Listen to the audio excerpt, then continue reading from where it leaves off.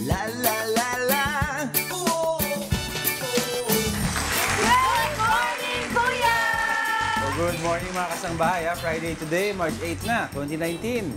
Oo nga, Friday na naman. Happy weekend, guys. Sabi na iba, Friday. Yay daw kasi Friday. Hooray! Love on the weekend. At isa na naman pong happy and musical Friday ang hatid namin sa inyo dahil mamaya makakasama po natin ang Wishful, sina Princess, Louie Ann, Carmela, Kimberly at of course si Ace. Abangan natin kung ano nga ba ang mga kakantahin nila mamaya. That's right! Kaya mga kasambahay, stay tuned para sa isa na namang masaya at makabuluhang umaga. Pwede nyo rin po kami mapanood ang Good Morning Kuya via live streaming sa aming website po. Yan po ang untvweb.com. At bukod sa ating website, pwede nyo rin po kaming masubaybayan kahit na nasa ang lupalo pa kayo ng mundo. Sa pamagitan po yan ng Facebook Live. Kaya huwag kalimutang i-like at i-follow ang aming mga official Facebook accounts. Ito po ang UNTV News and Rescue at ang Good Morning Kuya Facebook page. Doon sa mga kasambahay na maagang nagbukas ng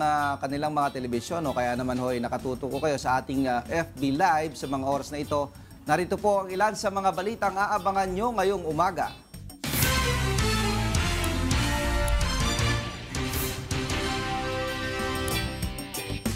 Malacanang dumistansya sa pahayag ni Davao City Mayor Sara Duterte na hindi dapat maging campaign issue ang honesty. Malaysian Prime Minister Mahathir nagpahayag ng suporta sa ratifikasyon ng BARMM sa pagbisita sa Pilipinas.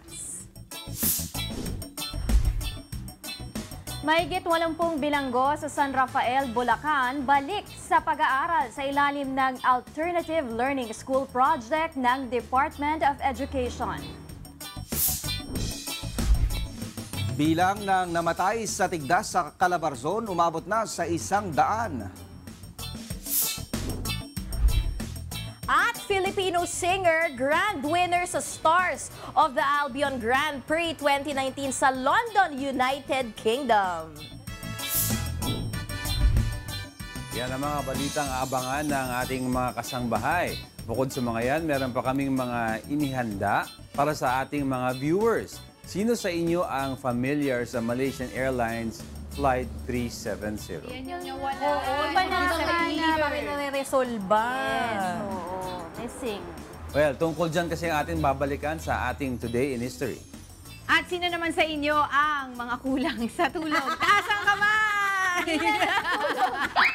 Mga tips naman po kung paano makakabawi ng tulog ang ibabahagi sa atin ni Doc Bong Santiago. Mamaya po yan sa ating usapang pangkalusugan. At para naman sa ating almusal mamaya, ako excited talaga ako dito mga kasangbahay dahil ipaghahanda tayo ni Chef Danilo Malio Jr. na yung ating breakfast, kaya abangan natin kung ano yung iluluto niya para sa ating What's for Breakfast. Pero bago po natin puntahan ang lahat ng yan, narito muna ang ating top stories for today.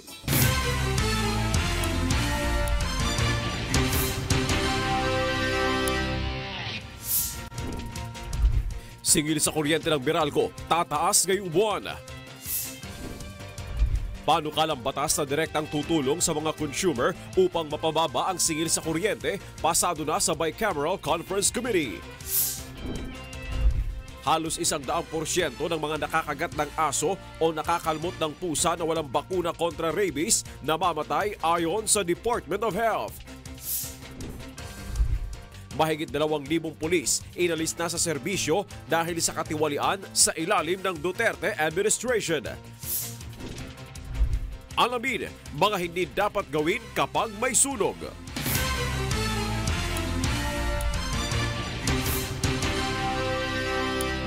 Magandang umaga, 4:49. Morning, Rina. Hi, Kuya Vic. Morning. Una po sa mga balita ngayong umaga, tataas ang singil sa kuryente ng Meralco ngayong buwan. Sorry na lang.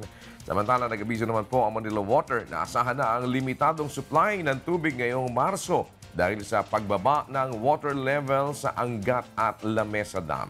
Yan ang ulat ni Joan Dano. Higit 8 sentimo kada kilowatt hour ang madadagdag sa singil sa kuryente ng Meralco ngayong Marso. Ibig sabihin, kung ang isang customer ay kumokonsumo ng 200 kilowatt kada buwan, 18 pesos ang madadagdag sa electric bill. Tataas ng 27 pesos kung umaabot sa 300 kilowatt ang konsumo, 36 pesos kung 400 kilowatt at 45 pesos naman kapag umaabot sa 500 kilowatt per hour ang konsumo.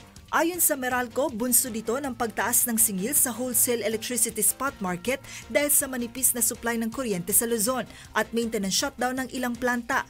Bagaman hindi pa opisyal na pumapasok ang dry season, ayon sa Meralco, natural lamang na tumataas ang singil ng kuryente kapag panahon ng tag-init. The next 4 months, March, April, May, and probably towards the middle part of June, makikita na ho ninyo sisipa na ho yung konsumo.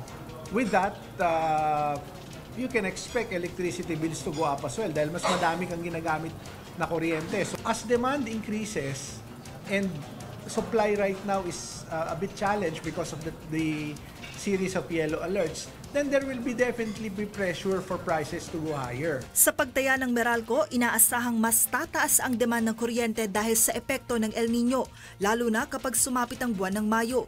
Pero tiniyak ng Meralco na sisikapin nilang hindi magkaka-brownout sa mismong araw ng eleksyon.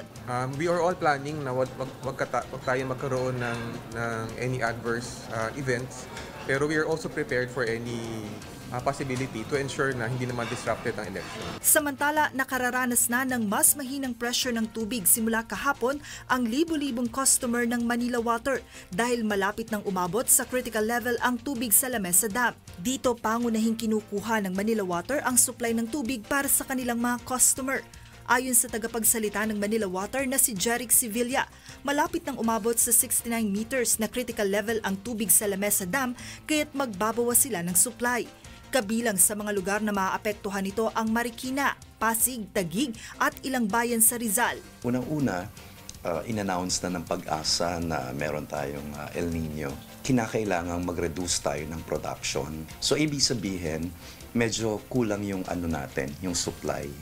Tapos ngayon na malapit na sa critical level yung lamesa, may further reduction ka pa. So ibig sabihin nito, medyo talagang tight yung supply natin. Magtataas naman ng singil sa toll ang North Luzon Expressway simula sa March 20.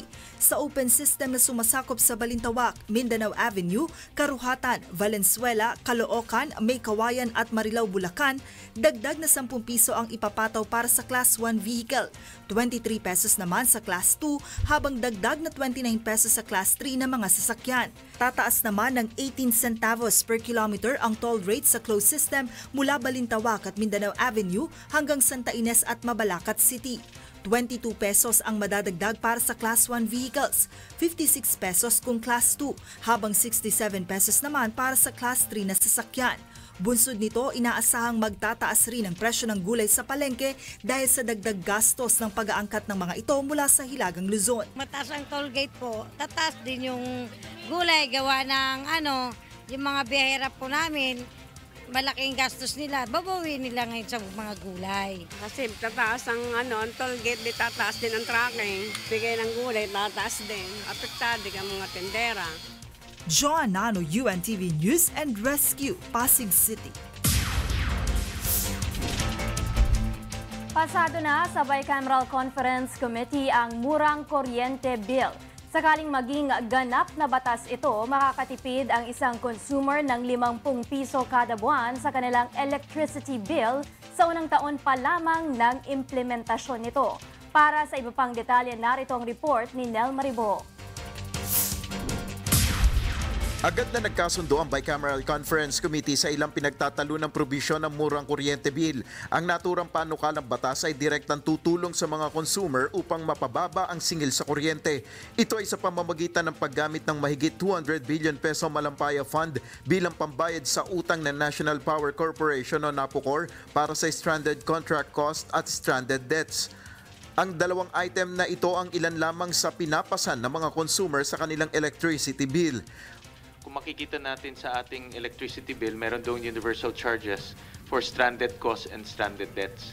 So yun, mawawala kaagad yung buong universal charges. So ang makikita talaga ng ating consumers, yung 22 cents, disappear na po yan. And in case magkaroon ng increase, wala na pong increase because this Murang Kuryente Act already shouldered yung lahat ng increases na projected ng PISAM. Uutay-utayin ang pagbabayad sa utang ng Napocor na umabot na sa 466 billion pesos. Sa unang implementasyon ng Murang Kuryente Act, makatitipid ang isang ordinaryong tahanan na gumagamit ng 200 kilowatt-hour ng tinatayang hanggang 50 piso kada buwan. At kapag naipatupad ng buo ang batas at nabayaran na ang lahat ng utang, tinatayang nasa 170 hanggang 200 pesos ang matitipid ng isang pamilya sa kanilang buwan ng electricity bill. Lahat ay sasakupin ng panukala, mapa-residential, commercial o industrial ang koneksyon ng kuryente. Sa pagbabalik sesyon ng Kongreso sa Mayo ay inaasahang mararatipikahan ang Murang Kuryente Bill.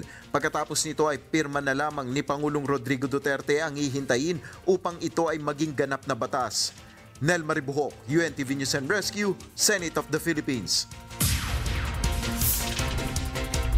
4:56 in the morning, oras, gising na po tayo. Muling nagpaalala ang Department of Health sa panganib ng rabies. Sa datos po ng DOH, halos walang nakaliligtas sa mga nakakagat ng aso o nakakalmot ng pusa na walang bakuna kontra rabies. Ang problema pa ayon sa DOH, kulang na kulang daw po ngayon itong supply ng anti-rabies vaccine sa ating bansa. Alamin nga natin ang detalye mula kay Aiko Miguel. Nakagat o nasakmal ka na ba ng aso o nakalmot ng pusa? Huwag itong ipagwalang bahala lalo na kung wala kang bakuna kontra rabies o ang mismong hayop na nakakagat sa'yo. Ayon sa Department of Health, ang rabies ay isang virus disease mula sa isang hayop na naipapasa sa katawan ng tao sa pamamagitan ng kagat, sakmal o kalmot. Dagdag pa ni Undersecretary Domingo, bihira ang nakaliligtas sa rabies lalo na kung nakagat sa bahagi ng katawan malapit sa ulo o sa utak. Ang problema kasi sa rabies, kaya tayo mga ingat dyan, parang rabies at tetanus. Kasi itong mga sakit na to, halos walang nagsusurvive pag nag-umpisa na yung sakit. It's too late. Kadalasang tumataas ang kaso ng rabies sa Pilipinas tuwing bakasyon. Mga batang nakagat ng mga asong pakalat-kalat lang sa kalsada ang karaniwang nabibiktima nito.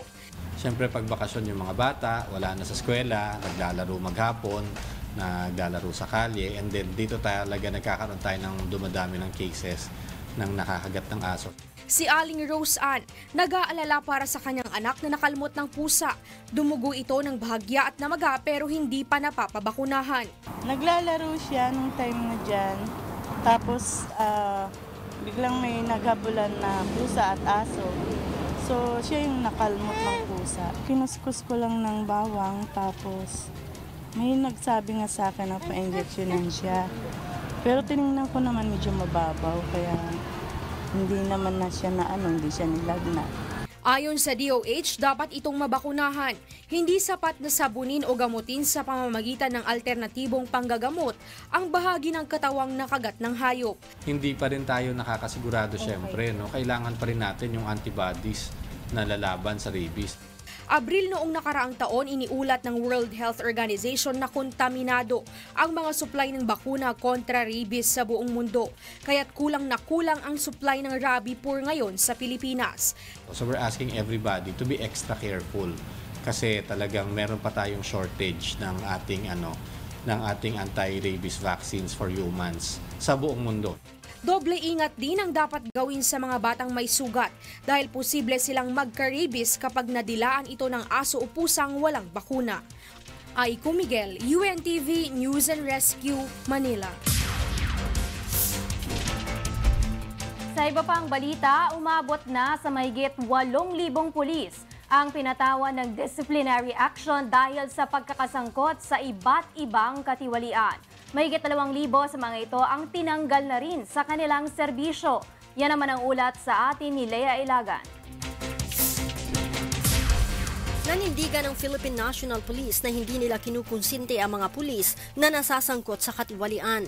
Ayon kay PNP spokesperson Colonel Bernard Banak, mahigit 8,000 pulis na ang napatawan ng disciplinary action mula nang maupo sa pwesto si Pangulong Rodrigo Duterte.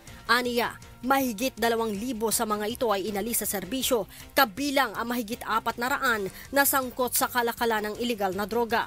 Suspendido naman ang mahigit 4,000 pulis na nahaharap sa iba't ibang kasong administratibo. Karamihan sa mga nasasangkot sa katiwalian ay mga non-commissioned officer o may ranggong patrolman hanggang police executive master sergeant. Well, ang mga patrolman natin, mga patrolwoman, ang madalas na nasasangkot sa mga illegal na gawain dahil sila ang may pinakamaraming bilang sa buong hanay ng PNP. At sila yung nakakalat sa buong komunidad, sa mga lansangan at yung direktang nakakasalamuha ng ating mga mamamayan. Kaya nandoon lahat ng sitwasyon, maging mga impluensya, mabuti at masama. Ayon kay Banak, ang problemang ito ang isa sa dahilan kung bakit nais ng PNP na mailipat sa kanila ang training ng mga pulis mula sa Philippine Public Safety College. Nais aniya nilang matutukan hindi lamang ang training kundi ang disiplina o values ng mga pulis. Ang tinitingnan natin ng mga factors dito, maliban sa training, ay yung mismong pag-uugali ng ating mga kasamahan na alam naman natin na ito ay na-form na, nabuo na, prior pa man na pumasok sila sa PNP. Pinakahuli sa nakasuhan ng PNP ay si Police Corporal Anwar Nasir ng Pasay Station Drug Enforcement Unit at 3 iba pa dahil sa pangingikil sa nahuling umano'y drug suspect.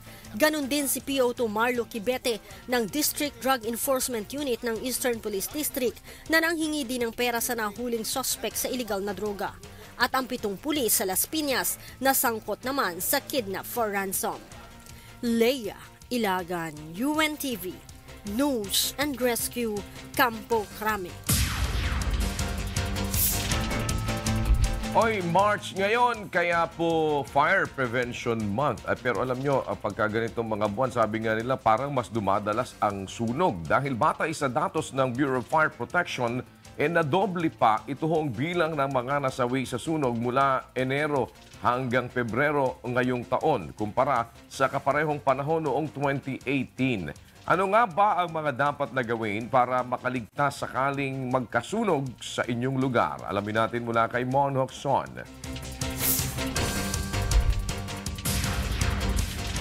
NCCC Mall sa Davao, Kentex Factory sa Valenzuela, Ozone Disco sa Quezon City. Mga establishmento na madalas puntahan ng maraming mga tao.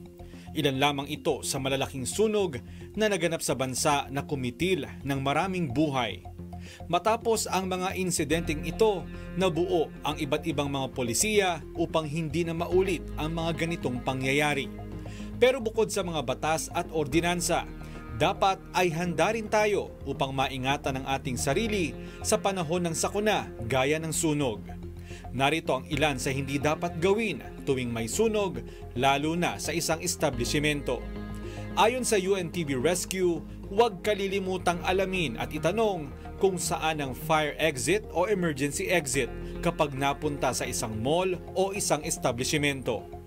Psychologically speaking, and pagka mayroong mga emergencies talaga, ang nagiging common notion ng bawat tao is kung saan sila pumasok ay doon din sila lalabas. Yun ang alam ng tao, so dumadagsa yung tao. So yung capacity nung pinto ay hindi niya kayang i-accommodate lahat nung lahat ng mga lumalabas. Huwag magpanik. Pilitin na manatiling kalmado sa lahat ng pagkakataon. Kasi kahit na anong galing natin, anong practice natin, pagka na-overwhelm tayo ng ating emotion, so nawawala yung ating yung tamang decision making.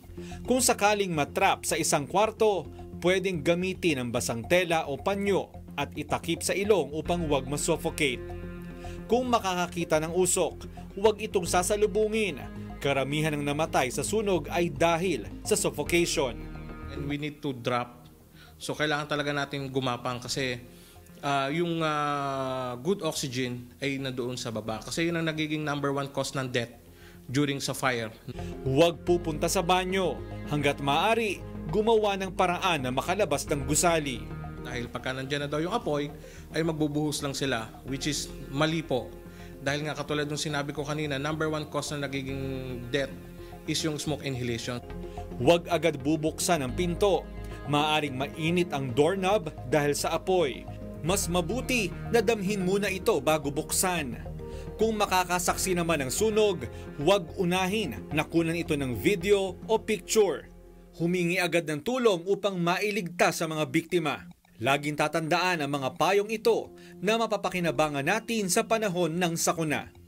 Mon Hokson, UNTV News and Rescue. Ay, bilis ng panahon, bilis ng oras. Oh, talaga, 5:05 na po ng umaga. So, what's up, Rina? Hi, Kuya. Uy, kahapon pala, Kuya, meron ding nangyaring grass fire dun sa may NAIA Terminal 3 naman. Di ba kasi Fire Prevention Month nga ngayon? Pero in 2 hours naman, naapola nila yun. Napatay nila yung sunog na yun. Okay, tingnan natin kung ano nasusunog dyan sa pondahan. Kasama si Diego, si RJ, si Pangyaw at si Minyong. Oh, ayan. Sige, tropang pondahan. Morning. Morning. Hey. Sige, dumistansya ang Malacanang sa pahayag ni Davao City Mayor Inday Sara Duterte na hindi dapat maging campaign issue ang honesty o katapatan. Tingnan natin ang ulat ni Rosalie Cos. Itatanong pa ni Presidential Spokesperson Salvador Panelo kung ano ang posisyon ni Pangulong Rodrigo Duterte sa kontrobersyal na pahayag ng kanyang anak na si Davao City Mayor Inday Sara Duterte.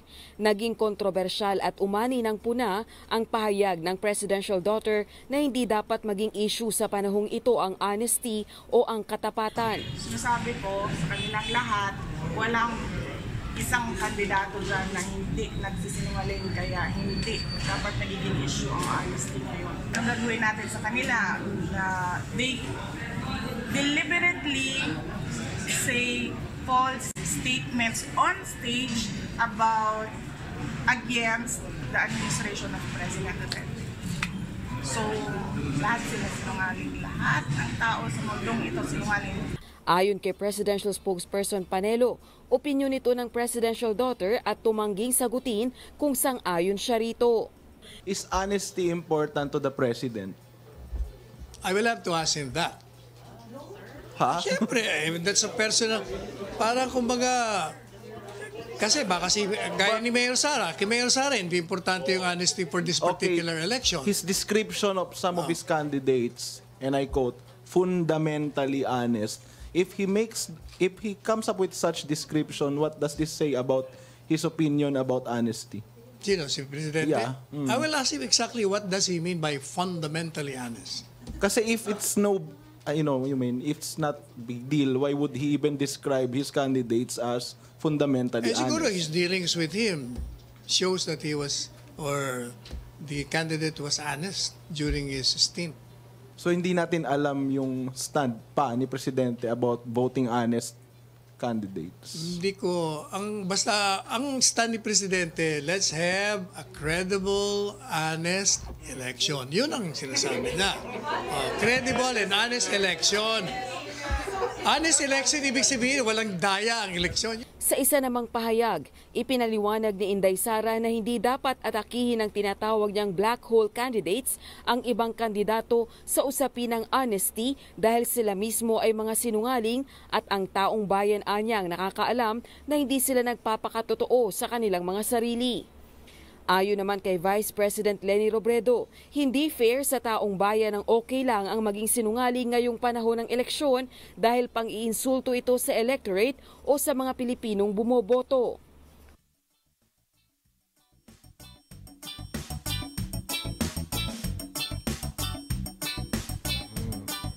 Honesty is the best policy. Hindi, pero alam, kasi di ba, mahirap nga i-determine kung sino honest, pero dapat sa lahat ng gawain maging basis ang honesty, di ba? Katapatan. Transaction. Sa lahat ng transaction sa buhay, honesty, di ba? Katapatan. Dapat yan ang maging norm. Ayan, kung yung taong kadil mo ay hindi honest, problema niya yan, di ba? Siya magsasuffer niya ang pagharap niya sa Diyos. Diba? So, dapat maging basis sa lahat, honesty. Kasi pag hindi honest yung kausap mo, medyo alanganin ka eh. Pero sa campaign naman daw to, Jeg, eh. Sa campaign, lahat naman daw. Kaya sa lahat ng sa campaign, siyempre, unang basis mo, katapatan sa isang kandidato. Pipili ka ng kandidato, feeling mo hindi tapat. Dahil sikat lang o ano. Malabo ata yun. Pag hindi tapat, ibig sabihin Hindi totoo. Hindi totoo. Kasi may mga kandidato, di ba? Kakalabas ng kulungan, kakatapos ng teleserye, tatakbo ka agad. Synthetic ang dating. Synthetic eh. Yung ganyan. May kanta niyan, di ba? Synthetic? Honesty. Honesty. Honesty is such a lonely world. Ay, nako. Everyone is so untrue. Honesty is hardly ever heard, and mostly what I need from you. Ayos, talagang meron silang kanta para sa balita. Good morning! Good morning, Kuya! Good morning! Happy Friday! O ito ha, speaking of mga controversy ito din ha, balitang ito, controversial din. Oo. Kasi nga sinagot ni dating Senator Jinggoy Estrada ang hamon na debate ng 8 diretso sa mga kandidato sa pagka-senador ng hugpong ng pagbabago. At ayon kay Estrada, hahamunin niya ng debate sa Senado ang mga ito kung mananalo sila sa eleksyon. Alamin natin ang buong detalye sa balita ni Grace Casin. Ano ba naman kayo? Unang-una si Mayor Inday Sara ang nagsalita, handa yung grupo, pero walang dumating. Ito ang patutsyada ni dating Congressman Erin Tanyada sa hindi pagsipot ng mga pambato ng hugpong ng pagbabago sa hamong debate ng 8 diretso. Pero sagot ni dating Senador Jinggoy Estrada, dilaw na ito, kala mo. Naghahamon naman ang mag-debate ng mga logot ko. Abunin ko sa debate sa July, pagbukas ng Senado. Kung mananalo sila. Nasa Parañaque City at Las Piñas ang mga kandidato ng hugpong. Doon nangampanya sina Ilocos Norte Governor Amy Marcos, dating PNP at Bureau of Corrections Chief Ronald Bato de la Rosa, Congressman Dong Mangundadato, Senator Coco Pimentel III at ang magkapatid na JV Ejercito at Jinggoy Estrada. Naroon din sina Francis Tolentino, Congresswoman Pia Cayetano, dating Special Assistant to the President Bongo, journalist na si Jiggy Manicad, dating Senador Ramon Bong Revilla Jr. at hugpong ng pagbabago Chairperson Davao City Mayor Sara Duterte Carpio. Sa General Santos naman nanuyo ng mga botante ang 8 diretso. Kahapon 3 lang sa 8 pambato ang nakarating. Ito ay sina Samira Gutok, Gary Alejano at Erin Tanyada. Election fever na talaga. Matindi na talaga ang labanan ngayon. May naalala ko dyan sa debate na yan. Anong naalala mo, Tito Merong Ray? hinamon sa debate. Sabi niya, pumunta ka muna sa Roma. Doon ka makipag-usap ka muna. Kilala ko yan. Ganun eh. Pero ang 8 diretso. Small time yun eh.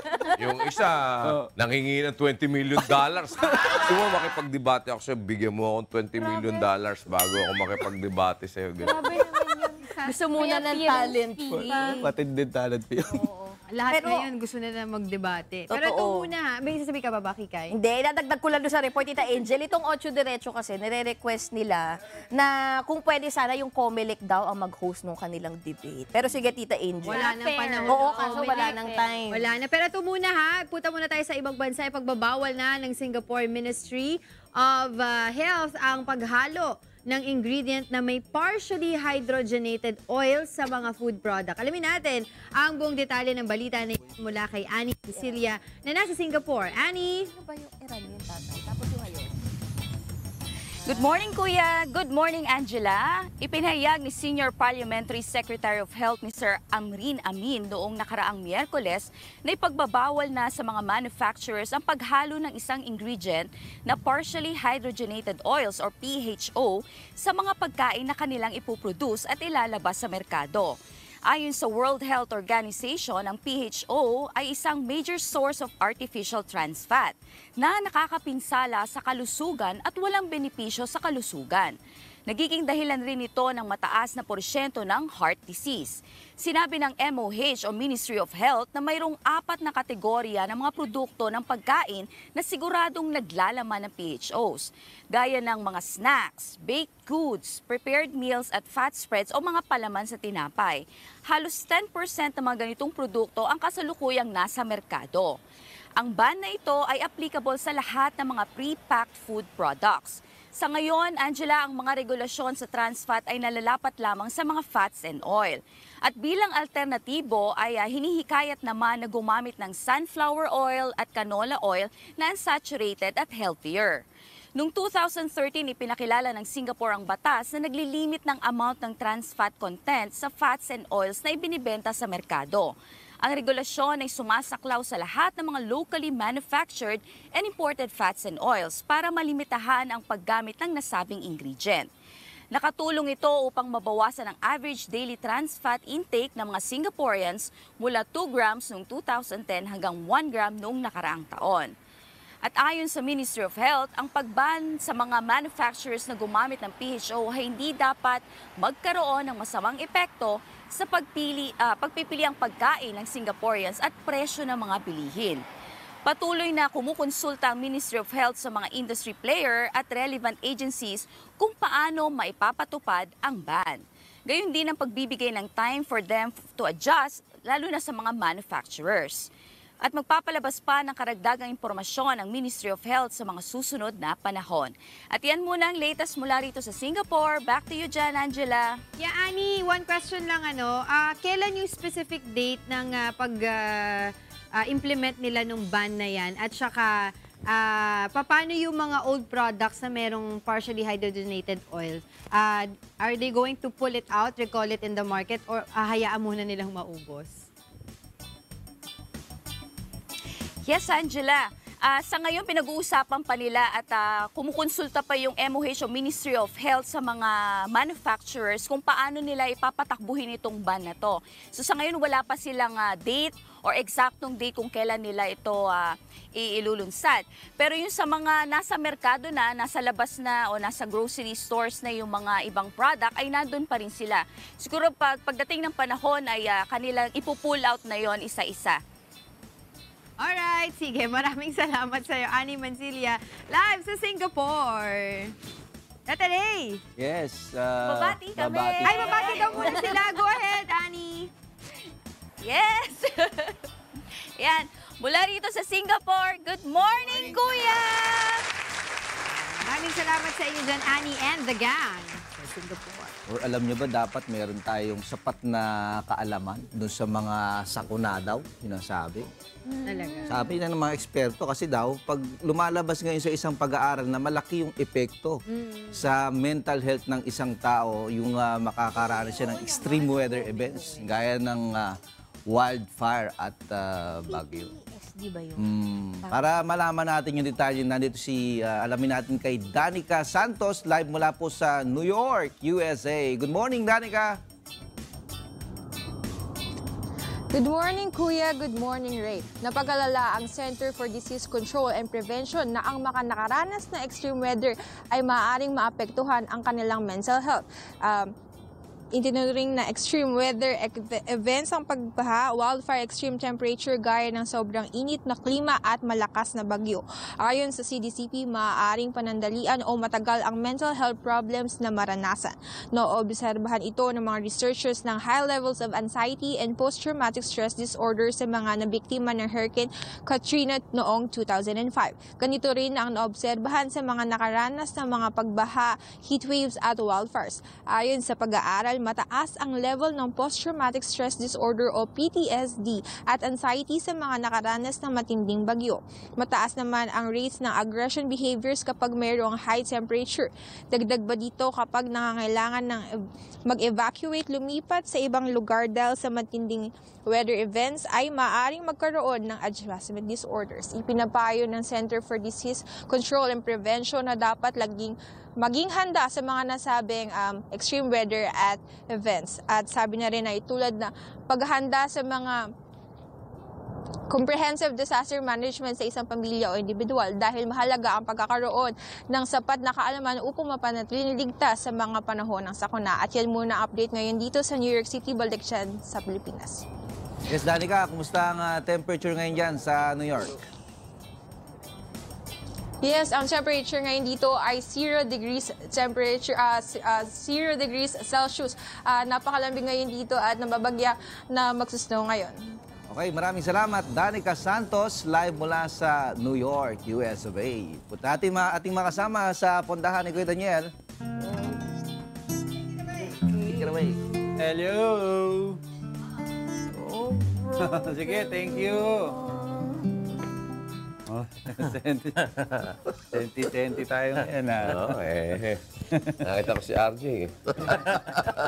Nakikita ko si RJ. Ay, bumaba na September mo. Ang layo pa, Marso pa lang. September, biro mo, March, April, May, June, July, August. 6 na buwan pa yun eh. Oh. 6 na buwan pa. Mainit ka raw kasi, oh. Yeah. Gusto niya malamig na eh.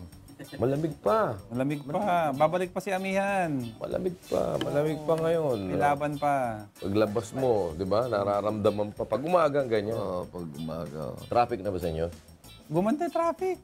No? Gumanda nga nung sinara yung flyover eh. Mas gumanda pa. Oo, mas bumilis. Talaga? Parang natuwa ako eh. Dapat pala hindi Tatlong straight day na nawalan traffic kaya nakakatuwa naman. Ayoko batiin ah. Ayun, ngayon, mag-umpisa ka na. Mamaya pag-uwi mo. Pero ito may ulat si Crestor kasi isang art festival ang gaganapin sa Montreal, Canada na kinabibilangan ng halos 60 works ng mga local at international artists. Alamin natin ang balita mula kay Crestor Fugavan, live mula sa Montreal, Canada. Crestor, go ahead. Yes, good morning Kuya at good morning Diego. Tama ka dyan, hindi lamang mga artworks kundi mayroon ding higit na 60 activities sa featured sa festival na ito kagaya ng guided visits, film screening, talks and family workshops. Available free of charge ang event na ito, March 2 hanggang March 24 ngayong taon. Diego, maaaring makita ang iba't ibang mga works of art in and around sa 6 kilometers downtown underground pedestrian network ng Montreal. Ang team para sa taon na ito ay True All Falls. Bukod sa underground city ay mayroon ding 8 satellite locations. Ayon sa executive director ng isang non-profit organization na nag-organize ng event, si Frederick Laurie, paraan ito upang matutunan kung saan ang mga lugar na pwedeng ipakita ang iba't ibang mga art. Diego, dinagsa naman ang event na ito ng mga tao mula pa sa iba't ibang dako ng syudad. Para naman sa mga nais na bumisita sa event na ito, sa mga nasa Montreal area, ay available ang festival brochure sa kanilang website with directions sa artwork. At yan ang latest dito sa Montreal. Balik sa dyan, Diego. Crestor, ilan years na nangyayari itong festival na to? Tsaka ano yung goal nila? Kasi di ba meron silang parang awareness na rin ni-raise and nag-raise din ng mga profits. Pero para saan ba yung ginagawa nilang festival? Yes, Diego. Ito ay nag-run na for 11 years. At ayon nga sa kanilang director, ang objective nila ay upang mai-expose ang mga arts hindi lamang sa outdoor kundi sa mga public at sa mga buildings kung saan open ang space, Diego. At actually, Diego, dagdag pa riyan dito sa Montreal, every first Sunday of the month ay libre namang pumasok ang mga residente sa museums all over Montreal area. Pero any other day may bayad na? Yes, tama ka dyan, Diego. Pero marami namang mga special offers within the month. Depende na lang sa season. Okay. Alright, maraming salamat, Crestor Fugavan, live mula sa Montreal, yes, Diego, Canada. Gusto sanang bumati ng mga kasama ko. Sige, go ahead, Crestor. Yes, kasama ko si Regina at si Etang. Kami ay bumati ng Good Morning, Kuya! Yan, good morning sa Team Montreal, Canada. Thank you, Crestor. Yan. Si living room. Sana kayo? Iyon, no? Okay, ito naman nagpahayag ng suporta si Malaysian Prime Minister Mahathir bin Mohamad sa ratifikasyon ng Bangsamoro Autonomous Region in Muslim Mindanao sa kanyang official visit yesterday sa Pilipinas. Alamin natin ang buong detalye ng balita na yan mula kay Rosa Ricos. Ikinatuwa ni Malaysian Prime Minister Mahathir bin Mohamad ang mainit na pagsalubong sa kanya ng Philippine government sa pangunguna ni Pangulong Rodrigo Duterte. Nagsagawa ng expanded bilateral meeting ang dalawang pamahalaan kung saan nagpahayag ng commitment ang magkabilang panig ng mas maigting na pagtutulungan lalo na sa usapin ng pagpapaigting ng seguridad at stability sa rehiyon. Ipinahayag din ni PM Mahathir ang suporta sa ratifikasyon ng Bangsamoro Autonomous Region in Muslim Mindanao o BARMM. Aniya, tutulong ang Malaysia upang isulong ang pag-unlad ng Mindanao. I look forward to the smooth transition of the ARMM to the interim government of the Bangsamoro Autonomous Region for Muslim Mindanao. Nagpasalamat naman si Pangulong Duterte sa patuloy na suporta ng Malaysia sa Pilipinas. Ayon sa punong ehekutibo, isa sa malalapit na kaibigan ng bansa ang Malaysia. Let me again say, the Philippines' destiny is in ASEAN and in Asia. Asia's destiny is in Asia. Malaysia, the Philippines' partner for progress, and brother for peace will continue to play an important role as we generate and continue to progress our shared aspirations for the greater peace, progress, prosperity, and stability in the ASEAN region. Samantala, isa naman sa mga aasahang pipirmahang kasunduan ng dalawang bansa sa hinaharap ang Memorandum of Understanding sa usapin ng kalusugan. Gayun din ang mas maigting na kooperasyon sa paglaban sa terorismo at violent extremism sa pamagitan ng trilateral cooperation kasama ang bansang Indonesia. Isa namang good news dahil mahigit 80 detainees sasailalim sa Alternative Learning School Program ng Department of Education sa pakikipagtulungan ng Municipal Advisory Council at PNP. Sa San Rafael, Bulacan, pakinggan natin ang buong detalye mula kay Jerry Galicia. Hindi hadlang sa isang bilanggo na gaya ng 28 anyos na si Mark Ryan na muling makapag-aral at maabot ang naudlot na pangarap sa buhay. Hindi siya nakapagtapos ng elementarya at grade 3 lang ang kanyang inabot dahil sa kahirapan. Mahalaga po, kasi po yung gawa na katulad namin na hindi nakapagtapos, magkakaroon ng pag-asang magkaroon ng konting kaalaman. Po sa financial din po, barkada. Maging ang 59 na taong gulang na kapabilanggo na si Mang Efren, nag-graduate ng elementarya, pwede na makapagpatuloy sa pag-aaral. Para matuto at mapanghawakan pagka nakalabas na. Magsikap at magtrabaho para sa kinabukasan ng pagbabago. Ito ay sa pamagitan ng proyekto ng Municipal Advisory Council ng Philippine National Police at Department of Education Alternative Learning System sa San Rafael, Bulacan. Ginawa namin to para mabigyang tulong natin sa mga nakakulong para yung kainipan nila, hindi sila mainip, especially kung sila may mga kasong nakabinbin sa ating gobyerno, matuto sila, especially ALS training.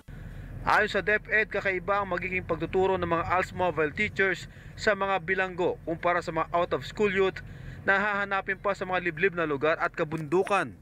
4 na oras bawat araw tuturuan ng mahigit 80 bilanggo sa loob ng 10 buwan depende sa availability ng mga bilanggo. Ayon sa PNP, isang paraan din ito na makaiwas na makapag-isip ng kasamaan at tuloy ang makapagbagong buhay ang mga may pananagutan sa batas. Kung iisipin kasi natin na risky, kumbaga, pero ang magiging approach natin doon, siyempre, kailangan itaas natin yung sarili nila. Tulungan natin iangat yung sarili nila dahil siyempre, doon sa pinagdaanan nilang mga pagsubok sa buhay, kailangan magkaroon sila ng lakas ng loob na ibangon yung sarili nila.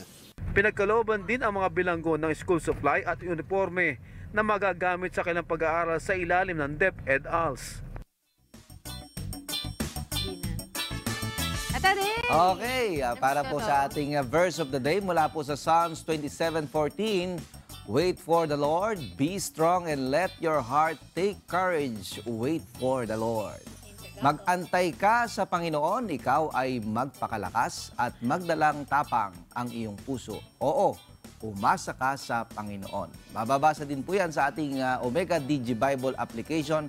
I-download na po, yan po ay libre at wala po kayong babayaran. Maraming features na maaari po nating magamit sa pagbabasa po ng ating banal na kasulatan. Ang ating verse of the day was brought to you by Omega Digi Bible! Powered by Vision 10! Diba alam nyo merong balita na isang kababayan natin, isang OFW sa Hong Kong.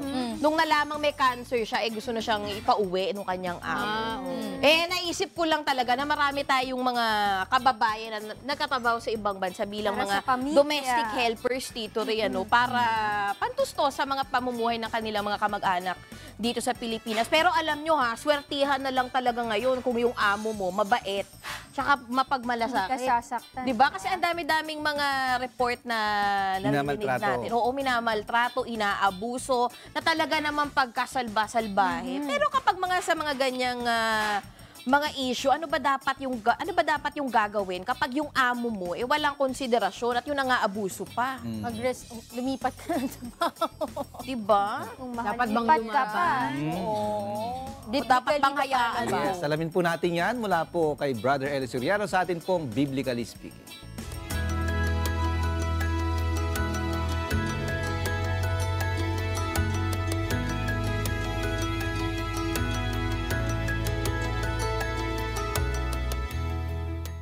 Pag ang amo walang konsiderasyon, pakisamahan ng mabuti. Yun ang sabi sa Biblia.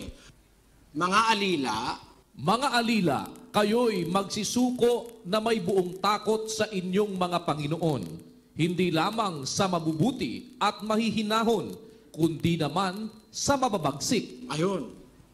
Pagka pala ikaw ay katulong, ang amo mo ay mabagsik, pasasakop ka rin At alam nyo, kaya inuutusan tayo ng ganyan kung Kristiyano tayo. Dadating yung araw, marirealize nung amo mo, yung kalupitan niyang ginagawa sa'yo, magbabago yun. Ganun po ang ating pag-asa. Katunayan, mga alipin, magsitalima kayo sa mga yaong ayon sa laman ay inyong mga Panginoon na may takot at panginginig sa katapatan ng inyong puso na gaya ng kay Kristo. Ayun. Kahit na mga ayon sa laman na Panginoon, yung amo mo, employer mo, ang utos sa isang Kristiyano, pasasakop ka. Alam mo mga kapatid, meron akong nakilala nung araw, yung landlady ko. Nung araw po kasi, nangungupahan kami sa Espanya, may restaurant po ako ron Suplada yung landlady ko Lagi na lang parang, ang tingin niya sa'yo, maliit masyado. Pagkarana 1, 2, 3 buwan na nagbabayad ako, nakikipag-usap, ma'am, baka pwede po, papapinturahan ko yung maayos na pakikitungo. Bandang huli, kaibigan ko siya Ganun lang po. Minsan nasa pakikisama, ngayon kung wala ka talaga magawa, walang konsiderasyon yung amo, humanap ka ng iba.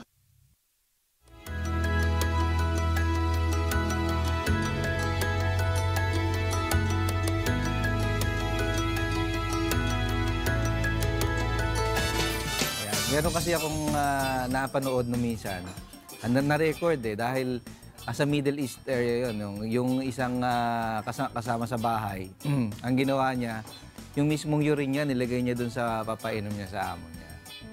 Pero hindi pala dapat ganun. Sabi nga ni Brother Eli, pakisama. Hindi naman maitatama ng isa pang masama. Yes, wag naman ganun na gagawan mo ng masama yung amo mo dahil sa minamaltrato ka nga. Sabi nga ni Brother Eli, pakisamahan ng maayos. Gawan mo pa rin sila ng yes. Diba? Ayan. Pero I'm sure may kakwento sa atin sila Ate Beth dyan sa may pondahan sa ating Today in History. Dahil March 8 ngayon, Ate Beth, ano bang meron? Sobrang mat. Hi! Hello! Ano ang date ngayon, sabi ni Ate Rina? March 8. Oo, happy birthday sa pamangkin ko, si Marjun Santiago. At March 8, 2014, Diego, alam ko natatandaan mo to ha. after 5 years nung mangyari ang isa sa mga misteryo sa kasaysayan ng aviation. Kayo ba alam nyo to? Natatandaan nyo ba to? Napanood nyo ba to sa mga balita? Yung pagkawala ng Malaysian Airlines Flight 370. Ating balikan ang mga pangyayari sa ating Today in History.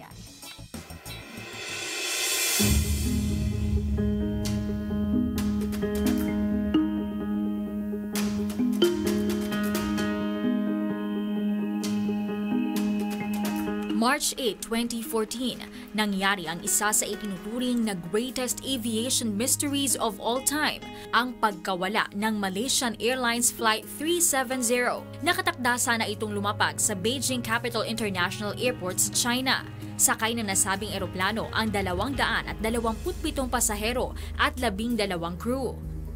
Huli itong nakipag-ugnayan sa air traffic control 38 minuto matapos itong mag-take off at sa ilang sandali pa ay nawala na sa ATC radar screens. Iba't ibang teorya ang tinitingnan dahilan ng pagkawala ng MH370. Isa na dyan ay ang mass hypoxia kung saan maaaring nawala ng oxygen ang mga sakay nito. Maging ang kaugnayan ng 2 Iranian passengers na napag-alamang gumamit ng nakaw na passport at ang natagpuang flight simulator sa tahanan ni Captain Zahari Ahmad Shah, ang piloto ng nasabing eroplano. Natagpuan ang ilang hinihinalang debris ng MH370 sa baybayin ng San Andre, isang isla sa West Indian Ocean at sa ilan pang bahagi ng Africa. Sa kabila ng pagtulong ng maraming mga bansa sa paghahanap ng nawawalang eroplano, ay wala pa rin kumpirmadong dahilan ng nangyaring aksidente at nananatili pa rin itong misteryo hanggang sa kasalukuyan.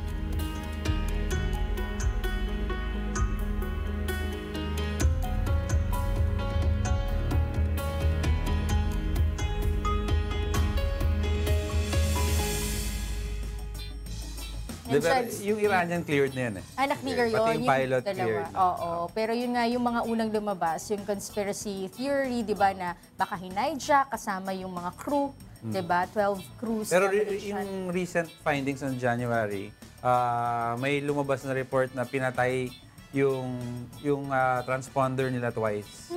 So in other words, bago siya mag-off course, pinatay ng whoever turned it off, may nagpatay. Tapos, nung mag-off course siya ulit, another direction, binuksan sandali para makita siguro location, tapos pinatay ulit. So usually, hindi nangyayari yun. Usually, the transponders left, nakabukas. And only one person knows how to, that. It's either yung captain, or there's another ghost, tinatawag nila yung ghost passenger na technician on board, yung marshal.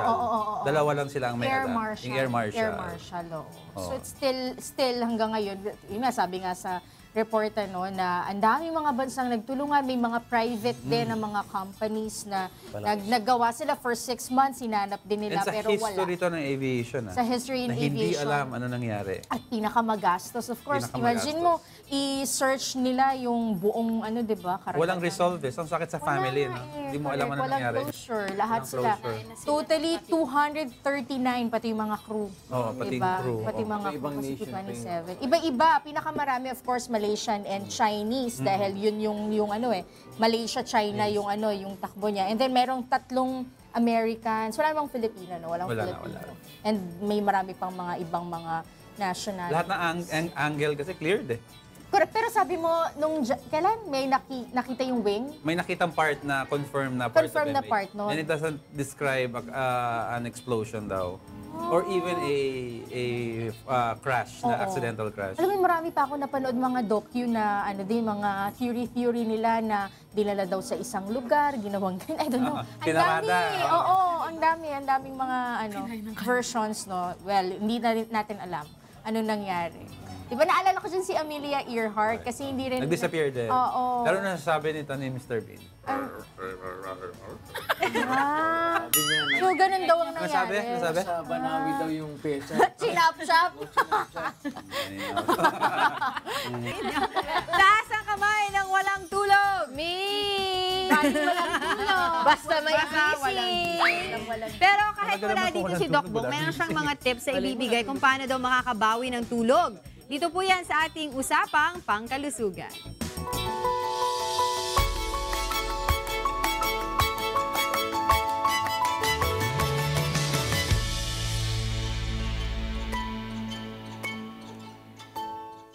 Good morning, Kuya. Ang topic po natin sa ating usapang pangkalusugan ngayong umaga ay ang do's and don'ts after a bad night's sleep. Alam naman natin na napaka-importante ng tulog sa ating buhay. No? Importante na tama ang haba ng oras ng ating tulog. Yung quality ng ating pagpapahinga ay napaka-importante sa pang-araw-araw nating paggawa. So ano ba yung mga bagay na po pwede nating iwasan at ano yung mga bagay na po pwede nating gawin para makabawi tayo at magkaroon tayo ng isang masarap na pagtulog? Una, huwag na tayong gumamit ng alarm. Pag tayo ay kailangan bumawi ng tulog, importante na huwag nating gamitin yung ating alarm system kasi magigising pa rin tayo ng maaga.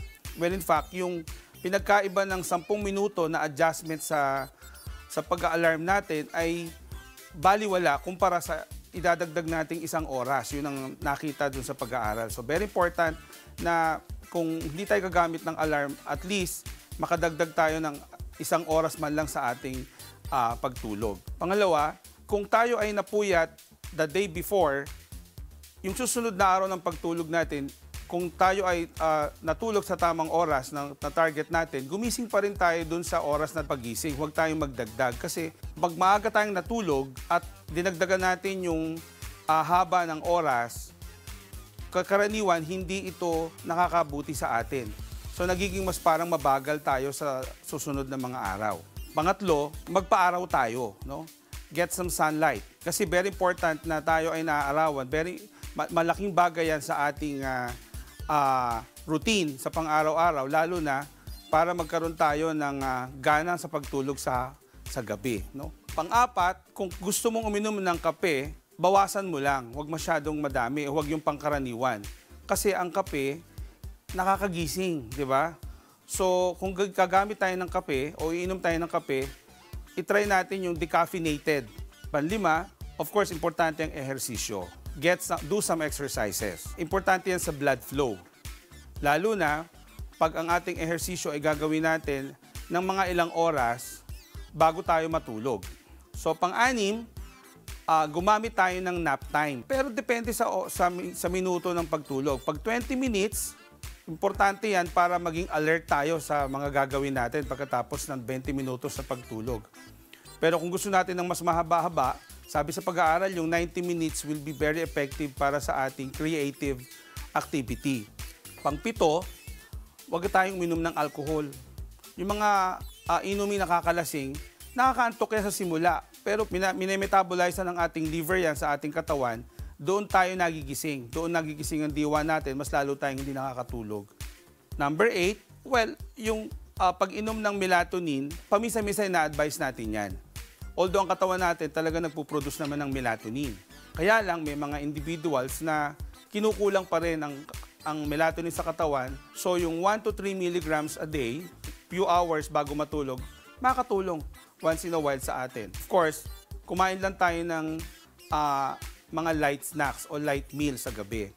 Kasi pag mabigat ang kinain natin, heavy meal tayo at dinner time, mas matatagal ang tunawin o i-metabolize ng katawan natin o ng bituka natin ang ating mga kinain, mas magigising tayo, mas hindi tayo makakatulog.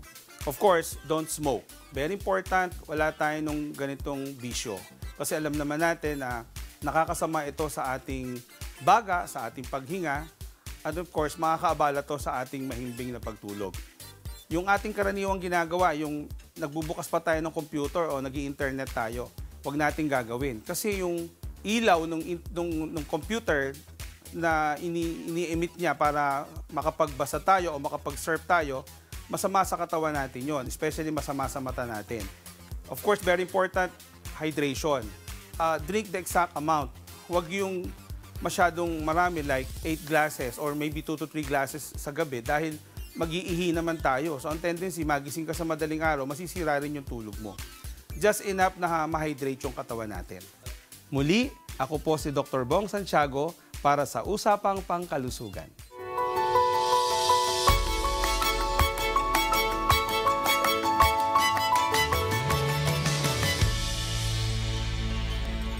Ayan, thank you so much, Doc Bong. iwas sa mga exercise, kape, bago matulog, di ba? Kaya mga anong ganyan, very important yan na pinapanood na pinapakinggan natin. Pati mo kasi Hindi kasi ano na... Eric, it's very important, very important to listen, ha? And to concentrate.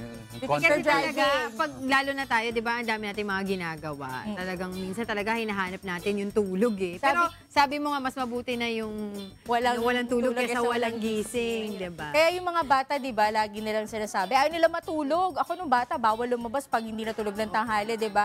Lagi ko sinasabi sa mga anak ko, paglaki nyo, kahit gano'n yung kagustong matulog, hindi nyo na kayo makatulog. Kasi marami kayong ginagawa. Ang eye bags ko nga, resident na dito sa... Ako nga, ay maleta yung tawag nila, eye bag. Dadagdagan pa natin ang good vibes natin for today. Dahil alam nyo naman, kahit na marami ang mga kabataan ngayon na matigas ang ulo, matigas ang ulo, marami pa rin naman sa kanila ang likas na mababait at tapat. Patunay niyan ay ang dalawang honest students na hindi nagdadalawang isip na gumawa ng mabuti sa hindi nila kilala. Ito ha mga kasangbahay, panoorin natin ang kanilang ginawang something good!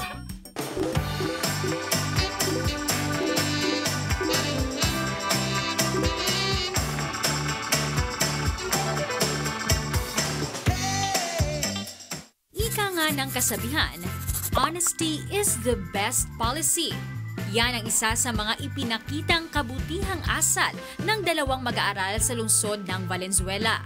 Sila ay sina Gabriel de Guzman at Michael Baloloy, kapwa 16 na taong gulang, at nakapulot sa loob ng kanilang paaralan ng isang pitakang naglalaman ng mahahalagang ID at salapi. Ayon sa dalawang mag-aaral, hindi sila nagdalawang isip na isauli ang naturang wallet at agad itong isinukulong sa Valenzuela Police Station. Agad namang nahanap ang may-ari ng nasabing wallet na si Ginang Rizalina Tavas at ipinatawag upang kunin ang nawawalang pitaka. Lubos ang pasasalamat ni Ginang Rizalina dahil sa ipinamalas na katapatan ng mga bata. Ayon sa kanya, maayos ang pagpapalaki ng mga magulang nito, kung kaya gayon na lamang ang ipinakita nitong magandang asal.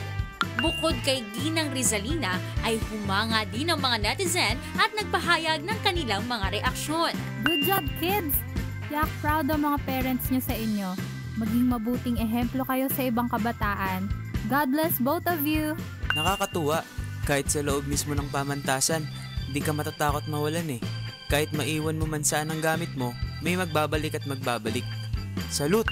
Keep up the good work! Sa kasalukuyan ay umani na ang post na ito ng higit 2,900 reactions at lagpas 848 shares sa Facebook. Kahanga-hanga ang ipinamalas niyong kabutihan, Gabriel at Michael, at naway maging ehemplo kayo ng kabutihan sa mga kapwa niyo kabataan na talaga namang something good.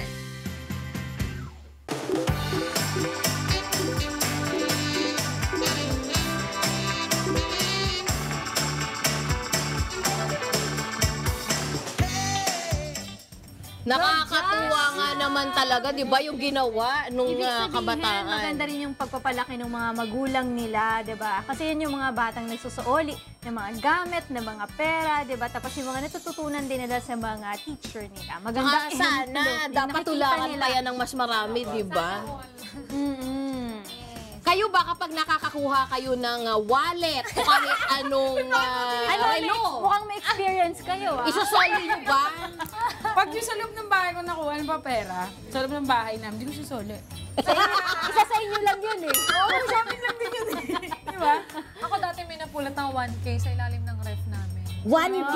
Binalik mo pa ba? Tinanong mo kung sino may-ari? Ito, binilik muna ng, hindi ko alam, bata pa ako.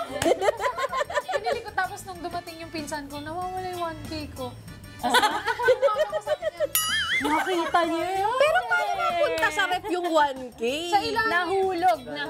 Sa nahulog. Akala ko yun ang wallet niya para walang makagala. Hanggat walang nagsasalita, kasi 500 yun yun, pauwi ako nun. Pagkita ko, sabi ko, pera to ah. Tapos kinabukasan, hindi mo nagagastos.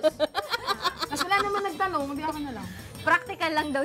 May gusto mo akong itanong sa inyong lahat dahil alam Wag niyo mata, naman. ayaw. Anong oras na ba? 6:57 na. Nako, perfect na to pang almusal. Kayo ba ano yung paborito nyong comfort food? Yung lagi nyong hinahanap-hanap?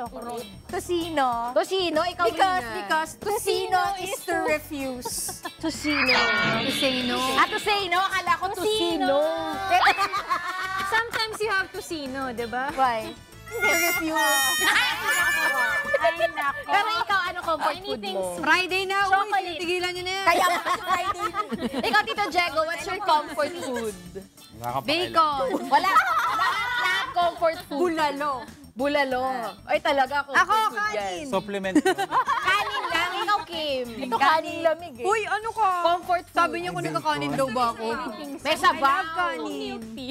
Milk tea. Kayo, Ace. Tsaka Princess. Turon.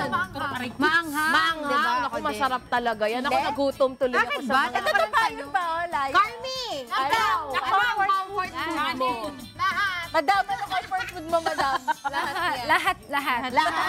Uy, alam mo, pareho tayo. Iba lang ang epekto sa'yo.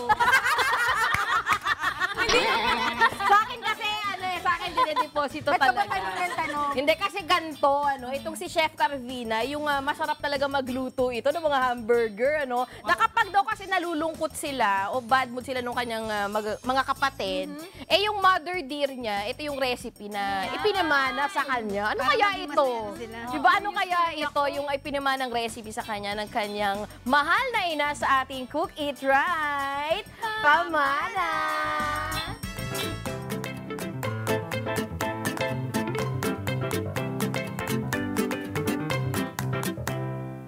Hi, good morning Kuya. I'm Chef Carvina Alvarez of Chopped Chasers and welcome to another episode of Cook It Right, Pamana. Ang isi-share kong recipe for today ay ang pinamana sa akin ng aking mommy na si Carol ay ang lasagna.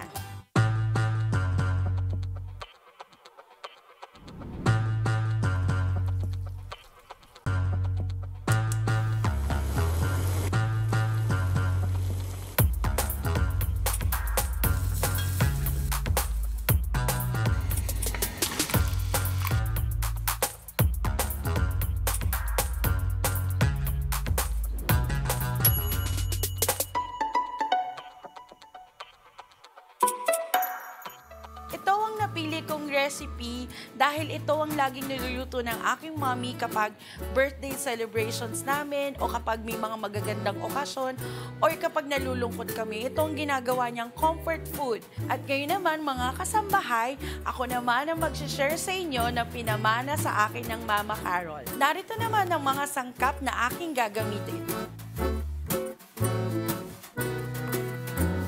Oil, minced garlic, chopped onion, tomato sauce, ground meat, ground pepper, pork stock, heavy cream, milk, chicken stock, flour, water, lasagna pasta. Mga kasambahay, simulan na po natin ang pagluluto ng baked lasagna. Una, pakuluan ng pasta hanggang 10 minuto.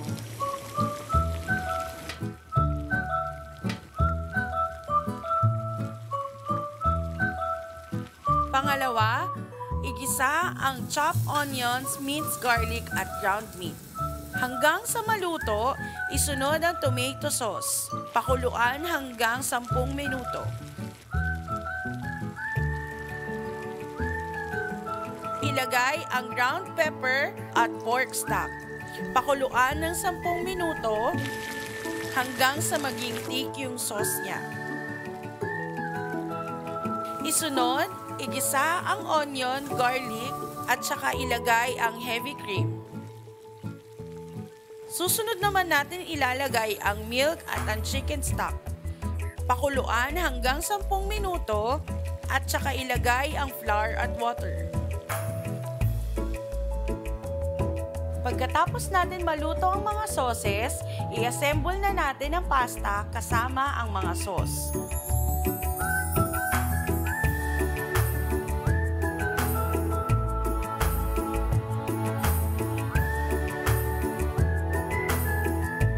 At i-bake natin siya hanggang 5 minuto na may init na 100 degrees Celsius. Pagkaraan ng 5 minuto, ready na po siyang kainin. At narito na po ang baked lasagna na pinamana sa akin ni Mama Carol.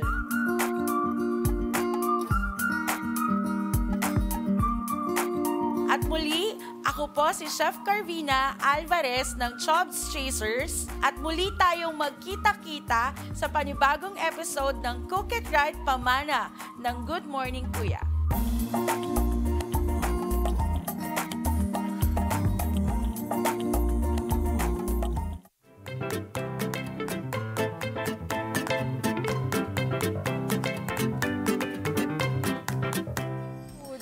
Napakasarap talaga ng comfort food na tinuro. Habang nagsasalita. Diba? Dahil comfort food na si Kuya din may panlaban. Na pagkain. Ano, yung lasagna nila Chef Carvina at yung kanyang family. Anong niluto mo? Pero ito, Kuya, ang niluto mo meron kang isda, may chicken. Tapos, ano yan, Kuya? Red rice ba yan? Wala ko Brown naintindihan rice? sa sinasabi. Black rice. Black rice. Wala kang tinamaan. O, pero ito ha. Tapos ka na kumuha? Pwede na kumuha?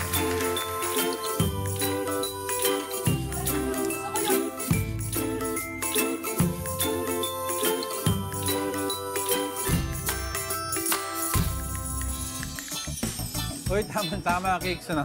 What's for breakfast na? Yes, ito yung second breakfast natin. Akala ko gutom ka pa rin eh. Pero of course, gutom pa tayo dahil masarap na naman yung ginawa sa atin ni Chef Danilo Malio Jr. Ba't ano ba ginawa niya, Kicks? Ano ba ang breakfast natin ngayon, Chef Danilo? Good morning. Ang breakfast po natin ngayon ay fish stuffing tofu. Fish stuffed tofu. Ingredients natin. Ano ba ang ingredient, Chef? Stuffing tofu, mga ingredient natin, tofu, ground fish, salmon, oil, carrots, garlic, white onion, leeks leaves, bell pepper, celery, sugar, salt and pepper, soy sauce, and chicken broth. Yun. So, Yun yung ang mga ginamit kailangan ng fish natin. dito, yung salmon. Salmon. Alright. Salmon. Uy, bongga ito. Game, Pangmayaman ito ngayon. Game. Gawin na natin, Chef. Procedure Okay. natin. Una, pinalamanan ko na yung tofu natin, yung salmon. And then, i-coat natin siya sa all-purpose flour. And then, tuloy lang. Kailangan ma-dip natin yung flour. And then, i-fry natin. Ang nasa temperature niya is 280 degrees Fahrenheit. And then, pag nag-golden brown na siya at matigas na yung stuffing natin, good na siya para i-serve. Yan. Basta ipa-fry na lang yan. Ganun kasi Yes. lang yan, Kicks eh. And then, gagawa tayo ng sauce niya, yung brown sauce niya. Gisa lang natin yung onion, garlic, yung carrots with design. Ganda ng carrots natin. Bell pepper, red and green. Tapos, tuloy lang natin yung leeks, celery, para may celery siya para kakaiba yung dating, yung lasa niya. Sa Chinese kasi, kailangan yung medyo ambience yung lasa niya, maganda, para mas masarap kainin. Then, lagay natin yung mainit na tubig. Nilagay na natin yung soy sauce, yung brown soy sauce natin. And then, chicken powder. Pampa-enhance ito ng flavor, no, Chef? Yes. And then, yung natin, black pepper, oyster, and the sugar para balanse yung pagkakalasa.